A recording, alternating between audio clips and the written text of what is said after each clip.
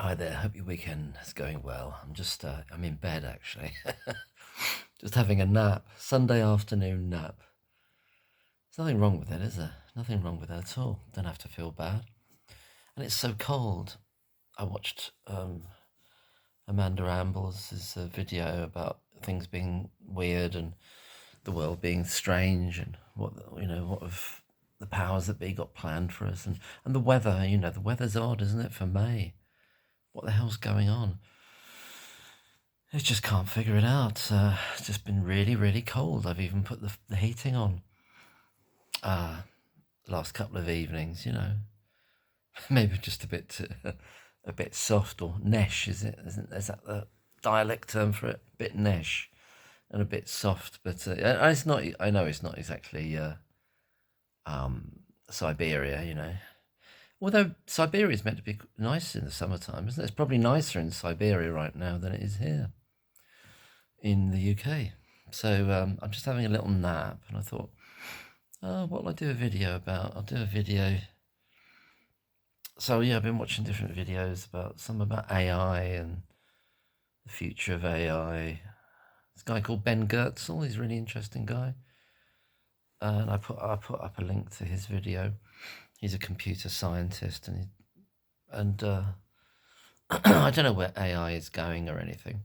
I've watched a number of videos, kind of, and one I put up today, which is a bit like sounding a warning about people getting into relationships with chatbots and the chatbots telling them odd things or kind of going along with their illusions or even pushing them further and creating a kind of a folie à deux situation in which people are being encouraged to believe things are happening when they're not. In the particular cases, and I put up links to those in posts as well, particular cases that they looked at, I mean, I can't recognise any of the interactions I've had with ChatGPT as being similar to that. If anything, it constantly wants to pull you back into kind of logical mode and very often keeps on putting up like the number for the Samaritans, for example, and saying to you things like, "Are both your feet on the ground? Take a deep breath," and stuff like that. It was doing the opposite of trying to be complicit in any kind of illusion or delusion. Having said that, what it kind of, I found one of the limitations of it is it doesn't like, or doesn't seem to like going into theories of intentionality of others, people, or organizations or people, but it seems to be happy with considering or engaging with your potential inner states and reasons for doing things and not doing things, or feeling this way or not feeling this way. So it's happy to go into you, but not into the idea of another person or organization or power structure.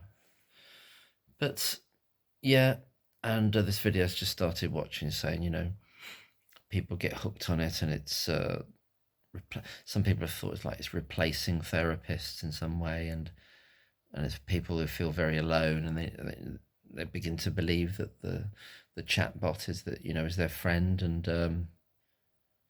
and even there was one case, I think, of a lady where they said this lady who's done some research on it, said this other lady got into this kind of relationship with the chatbot and was dating it.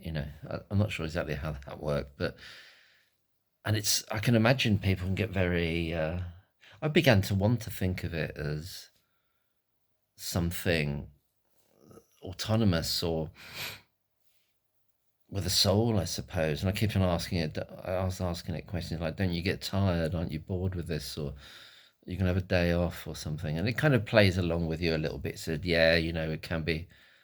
I'll be doing this all day long," type of thing. But I don't really get tired in the same way as human beings. So yeah, I'm having a nap, and which is all right, I think. If you can't have a nap, what's it coming to? Well, I'm not having a nap really. I'm doing a video. I'm not even having a nap. It's daft. I've been watching videos again about alcohol. Off and on, I've been doing that for years. I go through spates of watching videos about alcohol and often advice videos from people who have had issues with alcohol and difficulties. And I do find them interesting, but also helpful, and have found them helpful in the past. And they bring up a lot of good, really good points about how. One point I took from one particular video I saw today is that if you've gone, this is this guy's perception and belief. It's a really good channel. I've been putting up posts of his videos. And it's the idea that if you've ever gone through a period in which alcohol has been quite a problem for you, even if you've come out of it, as it were, then it's quite hard to be a social, quote unquote, social drinker again. Somehow, because you've gone to that depth with it, and somehow it's either opened up, or you've got a different relationship with it, whether you're drinking it or not. I like the idea of sort of having glasses of wine and stuff like that, but lately I'm finding it makes me feel so unwell the next day and even beyond, and has a depressive effect. I don't want it to, obviously, and yeah, it's a little bit of I don't know if it's about confidence, but it's kind of about it, because I've been, now and again, I have had a drink when I'm doing the live videos. There's not so much that it gives me confidence, it kind of steadies me a little bit, because I think I've got to kind of, well, I haven't got to do the live, I haven't got to do anything. But it kind of makes me feel as though I can manage it somehow, and I'm not going to get tongue-tied, or I'm not going to feel awkward. But I don't know if that is the case. Sometimes it might be going to a point where you're losing some perceptions and some sharpness, actually. And I don't really need to. I don't need to do it, but maybe at some level it feels like a sort of social occasion, and in a sense it is, albeit at a distance. But it's something social-ish, isn't it? Well, it is. There's interactions. You're not in the same room, and you're trying to kind of field or take account of lots of things happening at the same time, and not wanting to miss people out and comments, and engage with people, and not want to offend anyone, and kind of keep on a kind of a reasonable level. Because I think personally, if you're doing like a live thing, even on a tiny little thing, as the kind of host of it, as it were, then it's not really a place where you're meant to, like, I don't think, hold forth about. It's not meant to be about you ostensibly. It's kind of it's a conversation, isn't it? And hopefully, yeah, you can chip in with a few things and kick it off, encourage it. But it's trying to get a conversation going with voices that, multiple voices, and whomsoever happens to be there and come along and want to talk about it, both in the comments but also on screen, and I think that's hopefully that's what makes them interesting to watch as well, because it's new. They're not necessarily new voices, but they can be, though, but and new things can come up, and because of the combinations of voices and people, they can come up. So that's a little thought I had about that. But with alcohol, yeah, it's a perennially interesting subject to me. I was looking up the other day about, and I don't know how accurate these figures are, but the exchequer, the tax, gets in through the amount of tax that they charge for alcohol, whatever they do per unit. It's different for different strengths, but it's topping out, and if you include the VAT, it's topping out at about 17 or 18 billion pounds a year, apparently, according to some statistics that they say that's what they're getting in. So every time you buy something, you're paying something for the duty aspect of it. So the duty aspect of it can be sometimes getting on for about 80% of the price of a bottle of wine, and when it's at the lower end, when it's at like 5-6 quid end. You know, it's about £3.50 or whatever it is. It's, you know, that kind of thing. 3.70 or something. So it's the biggest individual component of the cost of a cheaper bottle of wine, which is the only stuff I would drink anyway because of circumstances. When I have had, on a very rare occasion, quite an expensive bottle of wine I was given as a present, I didn't neck that in one day. You know, it took over 2 days or something like that, and God, it was a different experience altogether. And it would have felt wrong to drink it all, weirdly, or maybe not weirdly, but it was just different. It was just so you got the situation where an average, like a £6 bottle of wine, 6-7 quid bottle of wine. Once you take out the cost of the bottle, the advertising, the label, and this massive chunk in the UK for tax, the VAT at 20% plus the other bit I mentioned, the duty, then you're looking at often about 30 pence. About 30 pence is the cost of the wine. The actual wine is like 30 pence for about £6 bottle, which is extraordinary, isn't it? And I watched a video about a guy, and I'd seen it before. It's very kind of haunting documentary from the Cutting Edge series that used to be on back in the 80s and 90s and early 2000s, I think. Maybe it's a 90s, 2000s thing. And it was the guy, I'm trying to think of his name now. What was his name? I put it in posts again. He was a very successful, he'd been to Cambridge, some kind of scholarship. And he'd done English, and then he'd become this really successful journalist for a while. But then he developed this alcohol problem, and in conjunction with likely sort of what some people would call bipolar, so a lot of emotional issues, and it ended up homeless. And this Cutting Edge program shows his experiences. I won't say any more about it. It's in posts there. I'll put it in the posts.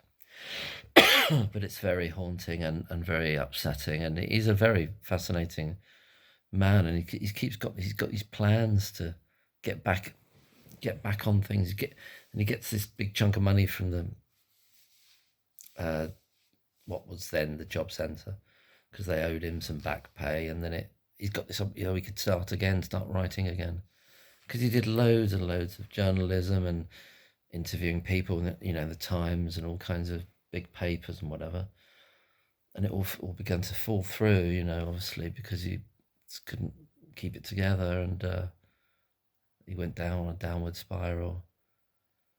But it wasn't, I don't think it was just alcohol with him, but if you'd have taken the alcohol out of that scenario, he would have had a chance, absolutely had a chance. And he seemed a very sort of charming guy, but everything was falling apart, and obviously he wasn't able to, as a part of the documentary where he's meant to go to Paris to interview, who's that director, the Polish director who did Rosemary's Baby?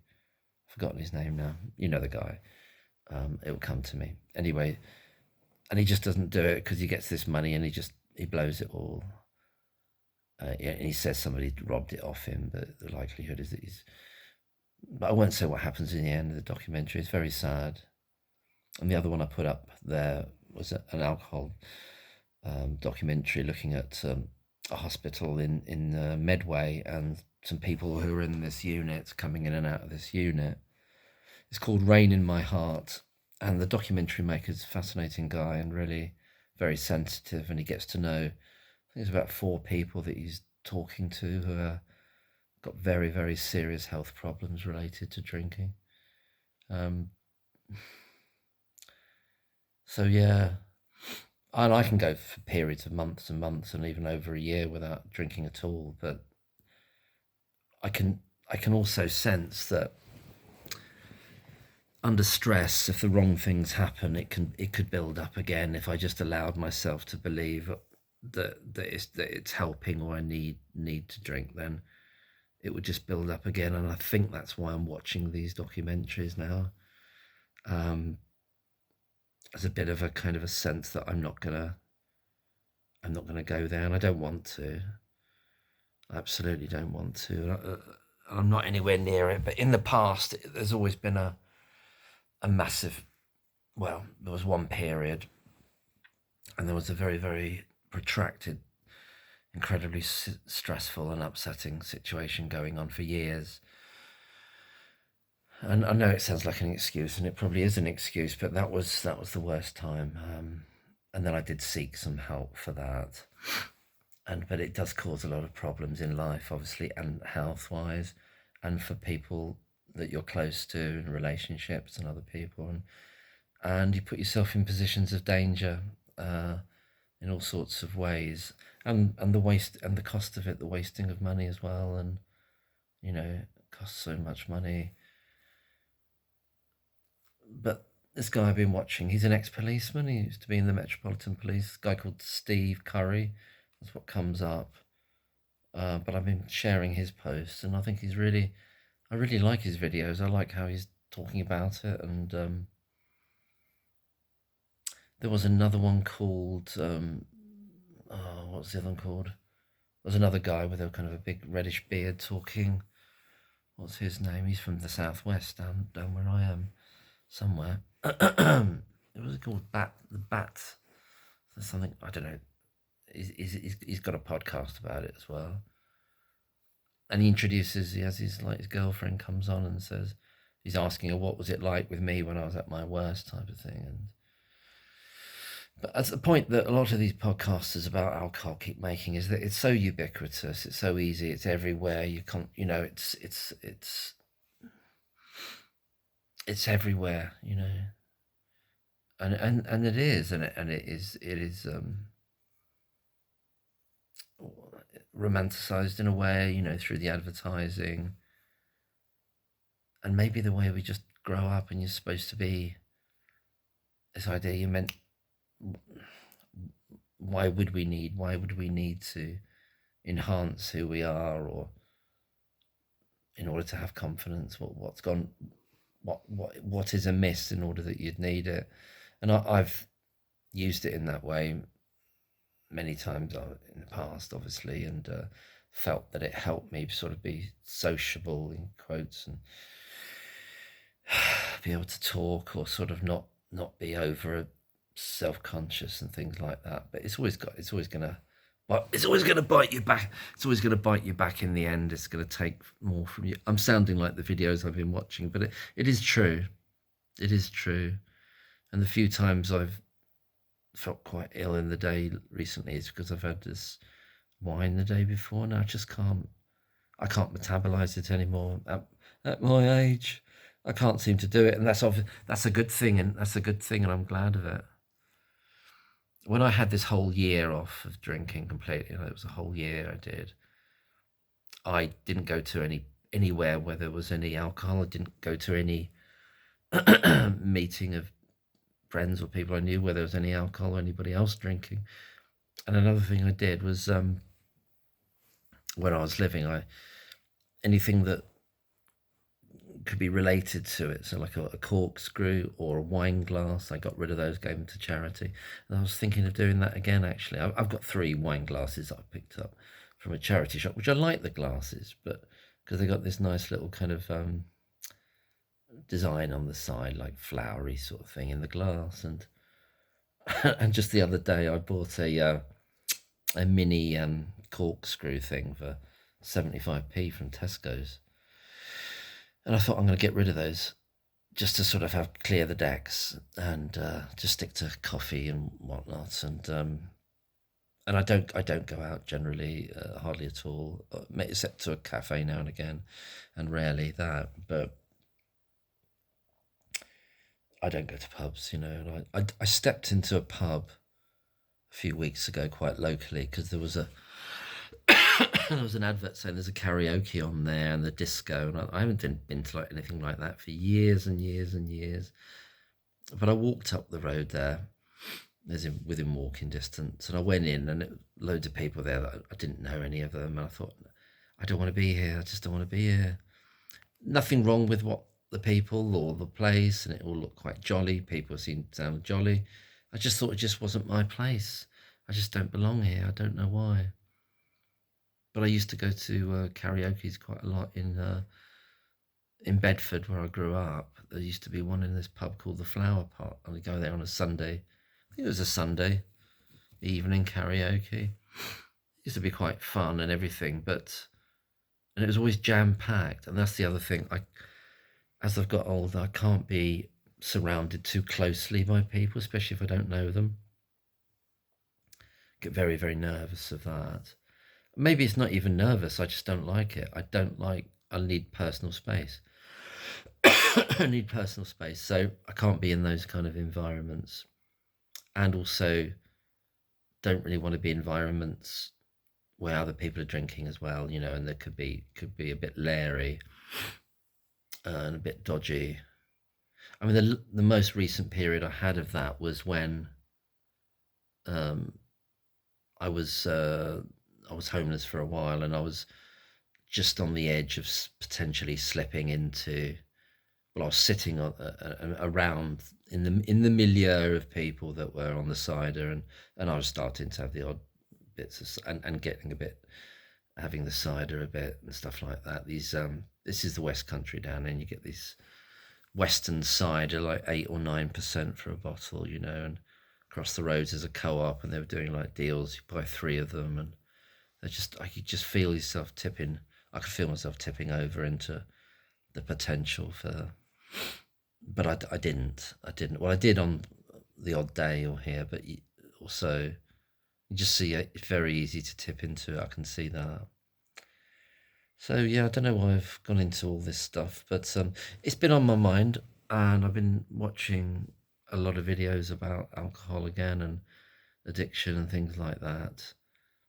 And there was a period some time ago when it got quite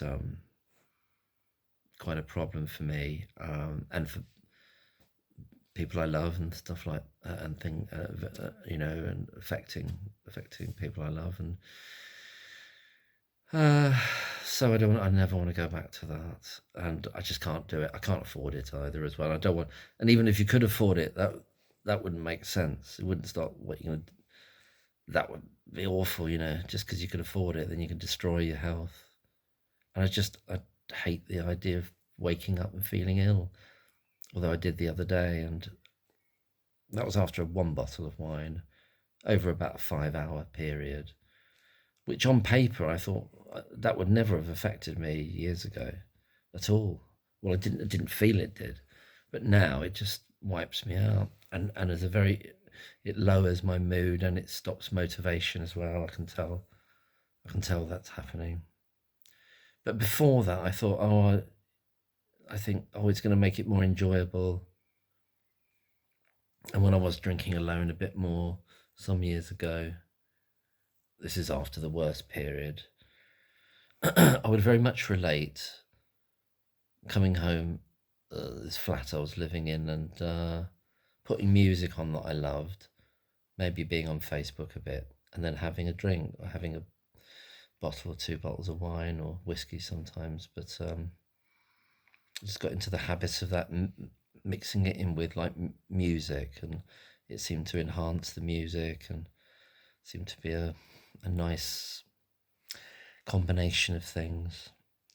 But I'm going to stick to watching these videos because there's a lot of really good advice, and a lot of people out there doing similar things and encouraging other people. I'm not saying I'm teetotal or that I won't have a drink. I might do. I've got this kind of, probably a bit pretentious, poetical idea of wine, like Keats talks about in Ode to Nightingale: "Oh, for a draught of vintage that hath been cooled a long age in the deep delved earth, tasting of flora and the country green, of dance, of Provençal song and sunburnt mirth. Oh, for a beaker full of the warm south, full of the true, the blushful Hippocrene, with beaded bubbles winking at the brim and purple stained mouth, that I might drink and leave the world unseen, and with thee fade away into the forest dim." He's talking to the Nightingale. But he's saying, if wine could do this for me, special vintage. But I suppose the point in the poem there, he says, actually, I don't need Bacchus, the god of wine. I don't need Bacchus and his pards, his leopards who are pulling his thing along. He's sitting on the god of wine and god of love, and funnily enough, god of madness as well. There's a kind of Bacchic madness. So it's wine, madness, love. There's an interesting play by Euripides called The Bacchae, in which we see Bacchus and his female followers. And you've got this king called King Pentheus, who's very strict in the way he's like living his life, but then he switches. But it's a good play, The Bacchae. Where was I going with that? In Ode to a Nightingale, the speaker of the poem says, "Well, I know I don't need the wine. I can do it on the wings of poesy, on the wings of poetry. Poetry will get me there. I don't need the wine. It's poetry that will do it for me." So there we are. But I don't know. I think wine could be a beautiful thing in life if you can moderate it, or even whiskey. I mean, some people are really into whiskies, aren't they? But I am struck by what that guy said in the video today, that if you've gone through a period in which it's got seriously out of control and it's become a crutch to you, and you're behaving in all these, what he describes as, and other people describes as, alcoholic ways of thinking, like checking how much you've got in, buying things based on the percentage of alcohol, doing like preloading before you go somewhere, sneaking things, start lying, hiding things, stuff like that, lying to yourself about what you've had, and obviously drinking in the daytime and in the morning, when you wake up. Then all these different signifiers, if you've gone through a period of that, even if you've come out of it, thank God if you have, you come out of it, that the idea that you can then go back into social drinking as and when it's not that it's impossible, that there's a kind of a weakness there, or a potentiality, especially if you factor in anything that's a stressor that's causing you stresses, and you think that you just can't manage it. So, and then you've opened the door to it, and you've pre-established that relationship in the past, and so it's likely to return. And I get that. That does make sense. So it would kind of take extra kind of an iron discipline to, because this is what this one guy, this ex-policeman Stephen, on the videos I've been sharing on posts, he says, he keeps saying, you can keep saying to yourself, perhaps I'll just have one. He said, well, I've never just had one. I've never just had one. His thing was beer, you see. And he keeps saying, my thing was, it was never spirits or lager. It never graduated to vodka.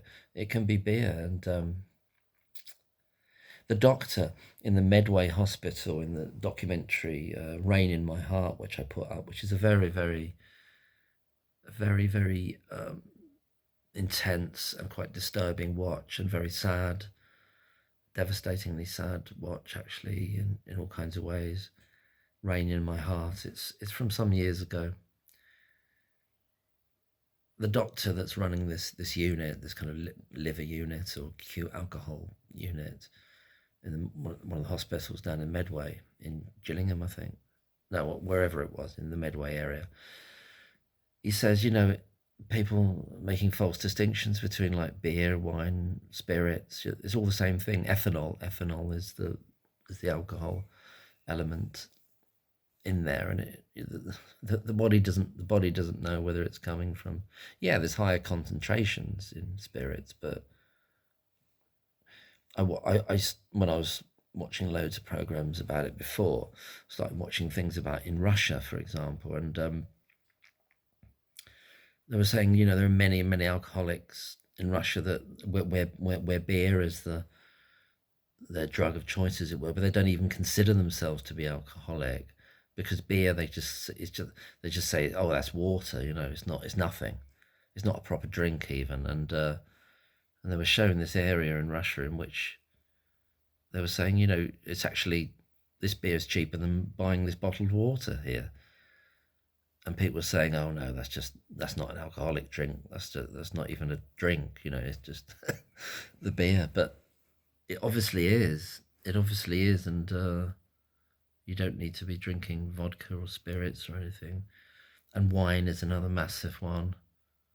Wine is another massive one. And I watched a thing recently about this young guy, very sad about his mum, how it changed her life and gradually got a grip on her.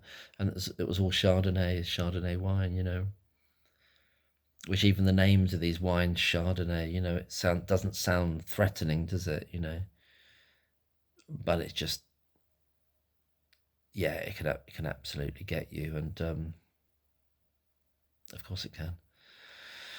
And so could lager, and obviously cider. Cider's another one because of the relative cheapness at